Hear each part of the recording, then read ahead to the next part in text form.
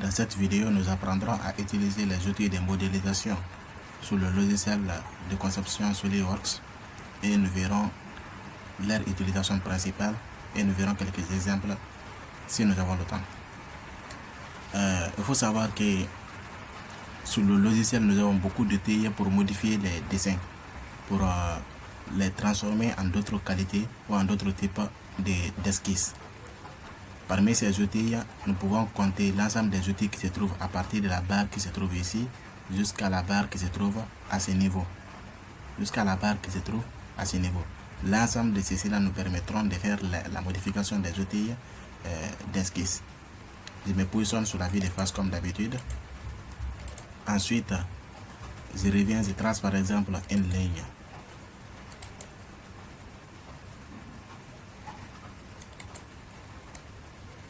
Comme ça. Ensuite, je reviens par exemple, je prends le cercle par son centre. Déjà, nous avons vu comment l'utiliser. Je trace jusqu'à ce niveau par exemple. Donc, imaginez que nous avons un dessin pareil et que nous voulons juste enlever l'intérieur qui est là pour garder la partie qui se trouve ici. Donc, pour faire cela, nous prenons ajuster les entités. Ça nous permet de couper la ligne. Donc, il y a des outils. Il y a ajuster les entités, il y a prolonger les entités. Ces deux outils-là sont opposés. Par exemple, si je prends ajuster les entités, il y a plusieurs types d'ajustements. Mais comme au niveau de la cotation, il y a plusieurs types de cotation, mais la cotation intelligente permettait de résoudre, de résumer tous les autres types de cotation. Ici aussi, c'est la même chose. Nous avons ajusté les entités. Il y a l'ajustement intelligent qui nous permet ici de ne pas utiliser les autres. Par exemple, si je me mets sur ajustement intelligent, comment faire? Il suffit de faire un clic maintenant sur la souris et glisser. L'ensemble des lignes qui seront touchées par la souris seront automatiquement supprimées. Par exemple, si je vais enlever la ligne qui se trouve ici, je prends cliquer, glisser, je viens et je supprime la ligne. Si je me suis trompé que je vais revenir en arrière, je vais retourner sur le point rouge qui apparaît. Mais une fois que le point rouge disparaît, seulement c'est fini, on ne peut plus revenir en arrière, sauf si on prend CTRL Z. Donc voilà. Et je laisse, le point rouge a disparu, donc on ne peut plus revenir en arrière. Mais je peux prendre CTRL Z pour revenir en arrière. Donc, je prends, j'enlève ici. Maintenant, il y a autre type d'ajustement, ajustement coin, ajustement intérieur, ajustement extérieur et ajustement au plus proche. C'est pas, quand vous savez déjà utiliser l'autre là, les autres là sont beaucoup plus résumés. Voilà. Si on a occasion d'utiliser ceci, on va l'utiliser. Mais pour l'instant, il faut savoir juste ça. Maintenant, prolonger les entités nous permet de prolonger une esquisse jusqu'à l'esquisse suivante. Par exemple, la ligne, ici, si je clique sur la ligne, automatiquement la ligne sera prolongée jusqu'à l'intersection d'une nouvelle ligne. Voilà qui est là. Mais s'il n'y a pas d'entité devant, ça ne pourra pas prolonger. Ça ne pourra pas du tout prolonger.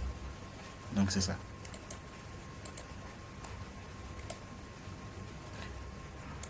Voilà.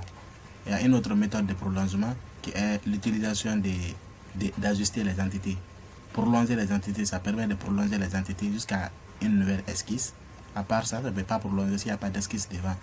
Ajuster les entités peut non seulement ajuster les entités, mais peut aussi prolonger les entités. Comment ça se fait? Je clique sur l'entité en question, cliquez, glisser, et puis je tire sur l'entité. Vous voyez? Cliquez, glisser. Alors que j'étais sur ajuster les entités.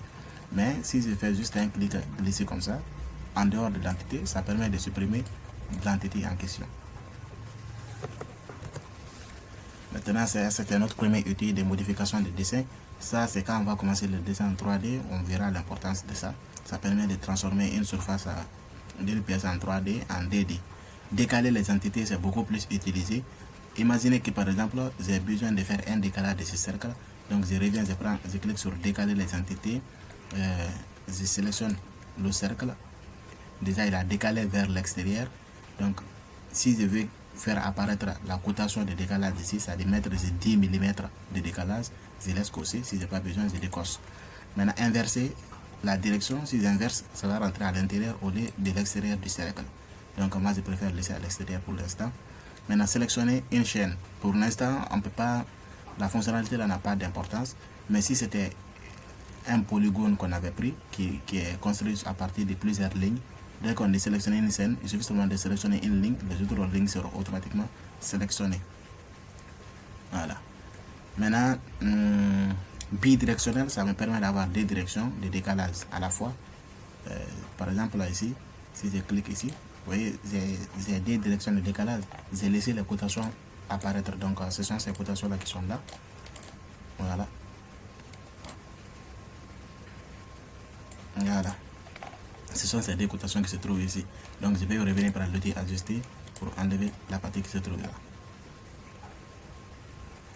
Maintenant, revenons toujours sur l'outil décalage. Cette fois-ci, on va prendre un petit polygon comme ça. Voilà. Maintenant, imaginez qu'on veut décaler cela. Donc, je clique sur décaler. Ensuite, je clique sur une ligne. Puisque sélectionner une chaîne est activé, donc ça sélectionne toute la chaîne. Mais si je désactive sélectionner une chaîne, vous voyez ce que ça donne. C'est juste la ligne sélectionnée qui sera considérée. Donc, j'enlève bidirectionnel. Et puis, voilà, c'est bon. Je peux augmenter la distance de décalage ici ou diminuer la distance de décalage. Fermer les extrémités, ça permet juste, voilà, comme vous voyez sur l'image ici, on a bel et bien décalé, mais ça met sous forme de rainure. Voilà, c'est pas beaucoup utilisé. Il y a aussi ici, c'est un peu important aussi, géométrie de base et géométrie de construction. Cela veut dire quoi? Cela veut dire que si je confirme le décalage ici et que je coche géométrie de base, la géométrie de base va se transformer en ligne de construction. Vous voyez déjà l'image ici, ils sont déjà en point. Donc la géométrie de base, c'est lui qui est appelé géométrie de base, celui qui est appelé géométrie décalée. Donc si je clique ici, géométrie de base, ça dit géométrie de construction, géométrie de base. Si je confirme ça, vous allez voir ce qui va se passer. Automatiquement, la géométrie de base est transformée en ligne de construction. Maintenant, si je fais le contraire, je prends CTRL Z. Si je fais le contraire, je dis ici, voilà. Automatiquement, c'est la géométrie décalée qui va se transformer en pointillé, en géométrie de construction. Ou si je laisse le tout cossé, c'est les deux qui vont se transformer en géométrie de construction. Donc, c'est un peu ça à retenir sur les décalages. Nous verrons l'utilisation approfondie de ces outils-là quand nous allons commencer les exos en 2 dimensions. Maintenant, il y a l'outil symétrie. L'outil symétrie est très important. C'est beaucoup plus utilisé. Il y a 2 types de symétrie sur SolidWorks. Il y a symétrie en 2D, il y a symétrie en 3D. Tous les outils que vous voyez ici, ce sont des outils en 2 dimensions. Il y a autre onglet aussi pour les outils en 3 dimensions, mais pour l'instant, il faut savoir que toutes les modifications qui sont possibles ici, ce sont des modifications à faire en 2 dimensions. Donc, la symétrie est très facilement utilisable. Prendre une ligne de construction, par exemple ici. Ensuite, je clique, voilà, je dessine un cercle ici, ou je dessine comme ça. Maintenant, imaginez que je vais faire la symétrie de ces 2 cercles par rapport à la ligne de construction qui est là. Donc, je clique sur symétrie. On me demande entité à symétriser. Je sélectionne les 2. Voilà, on ne prend pas contrôle, il suffit seulement de la sélectionner. Je sélectionne tout simplement. Ensuite, on me dit symétrie par rapport à. Donc, je clique ici. C'est la ligne de symétrie qui doit être ici. Maintenant, j'ai la possibilité de symétriser ces 2 entités tout en gardant ce qui se trouve ici, ou j'ai la possibilité de la symétriser tout en supprimant, en effaçant ce qui se trouve par là. Donc si je les copier, il va symétriser et garder ce qui se trouve vers la droite. Donc je fais ça. Mais si je fais autre symétrie cette fois-ci,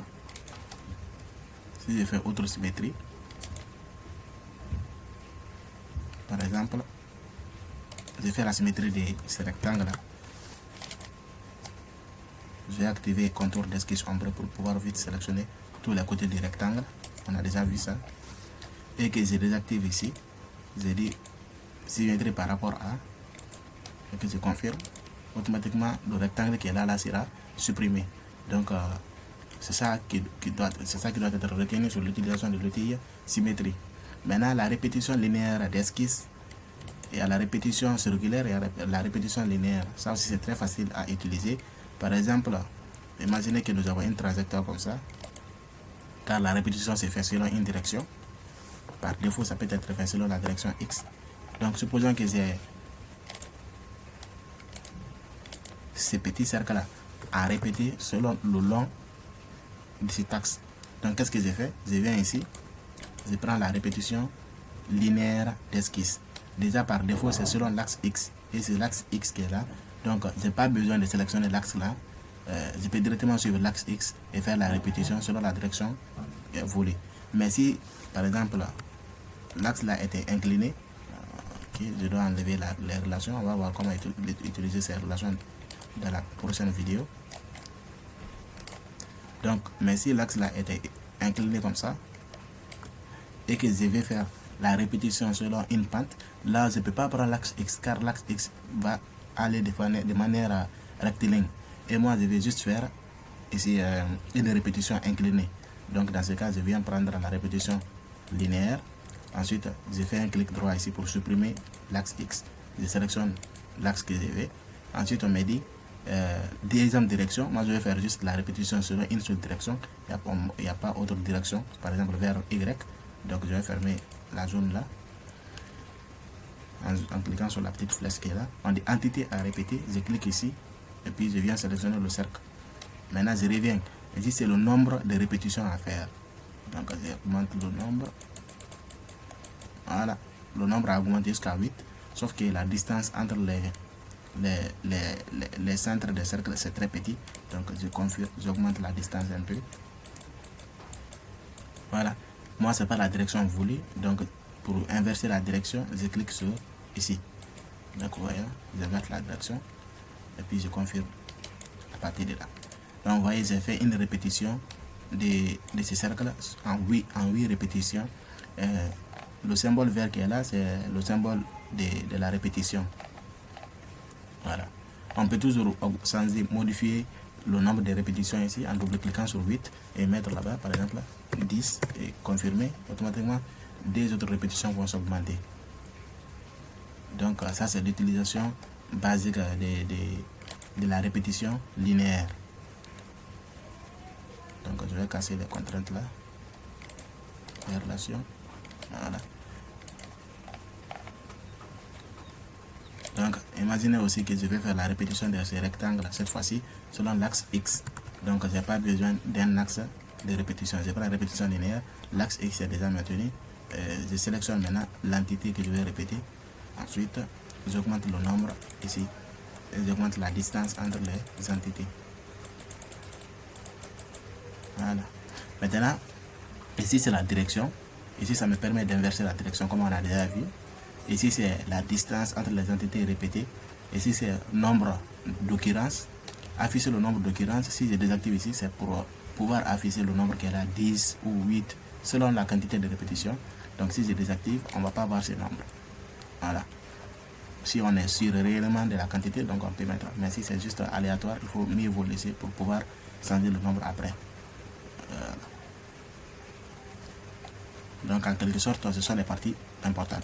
Dans occurrence à omettre ici, si vous avez des entités que vous voulez enlever, par exemple, je clique dessus, par exemple, je vais enlever les dés carrés ici. Donc, occurrence à omettre, je viens là-bas, je clique sur ces dés carrés. Ou je reclique encore pour les faire apparaître.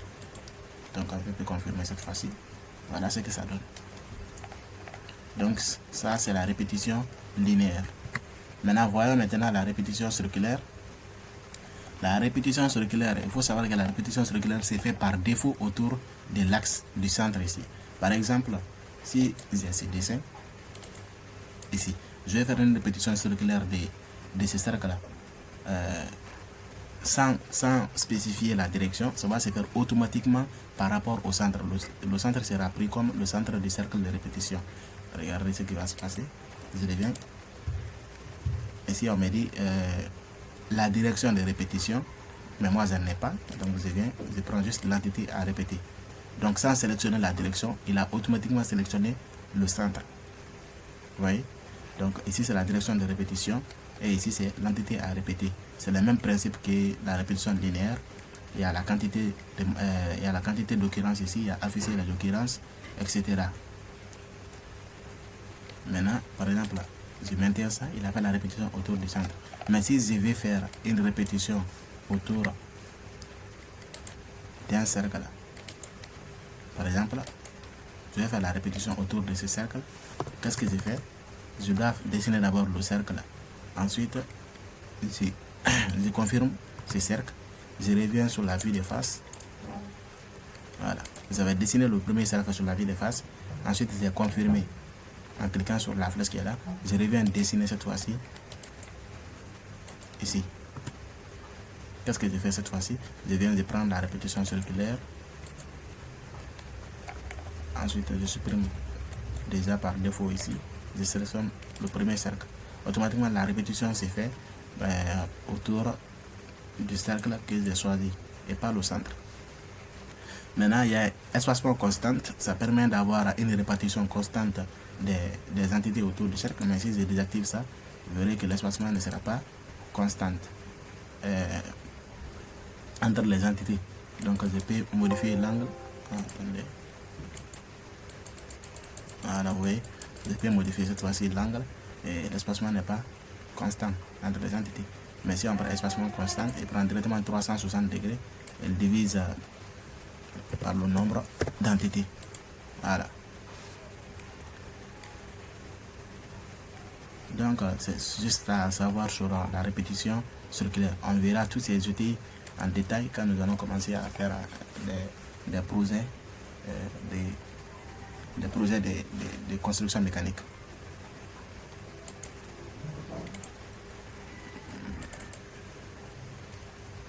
Je vais supprimer ça.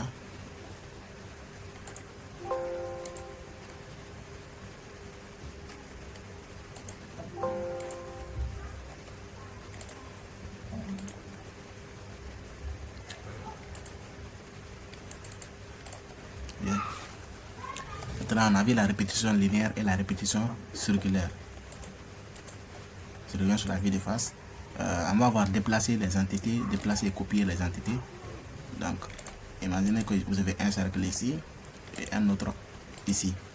Donc, vous voulez déplacer ce premier cercle pour le placer au centre du deuxième.